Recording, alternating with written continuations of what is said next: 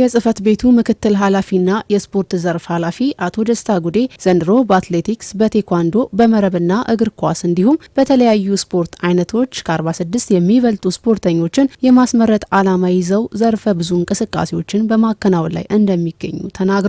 ጽህፈት ቤቱ ከባለድርሻ አካላት ጋር በመተባበር ለስፖርቱ እድገት እያደረጉ ያለውን ጥረት ያደነቁት የአሮሬሳ ወረዳ ዋና አስተዳዳሪና የስፖርት ምክር ቤት ሰብሳቢ አቶ ሸጋ መገኔ ጽህፈት ቤቱ ቀጣይ የሚጠብቃቸውን የቤት ስራ ለመስራት የሚያስችላቸውን የገንዘብና የተለያዩ ድጋፎችን ለማድረግ ቃል ገብተዋል። በመዝጊያው ዕለት የ100፣ 400ና የ1500 ሜትር የሩጫ ውድድር በሁለቱም ጾታዎች የተከናወነ ሲሆን በሴቶች ደግነሽ ታምሩ፣ እቴነሽ ሳምባሌና በላይነሽ በቀለ ከየርቀቱ አንደኛ ሆነው አጠናቀዋል። ሰለሞን ኩማሎ፣ ተክሉ ተስፋይና ታምሩ ሀርቃ በዚሁ ርቀት የአንደኝነትን ደረጃ ይዘው ማጠናቀቅ ችለዋል። ወንዶች ብቻ የተሳተፉበት የመረብ ኳስ ውድድር ደግሞ ድክቻ ቀበሌ ከመጆ ከነማ ጋር ተገናኝተው የድክቻ ቀበሌ መረብ ኳስ ቡድን 3-1 አሸንፎ የዋንጫ ባለቤት መሆኑን አረጋግጧል። በዕለቱ በተደረገው የወንዶች እግር ኳስ የአምናው ሻምፒዮን መንግስት ሰራተኞችና ዘንድሮ ለሁለተኛ ጊዜ ፍጻሜ የደረሰው አንድነት እግር ኳስ ክለብ መካከል ብርቱ ፉክክር ተደርጎ ሙሉ የጨዋታ ክፍለ ጊዜ ባዶ ለባዶ በመጠናቀቁ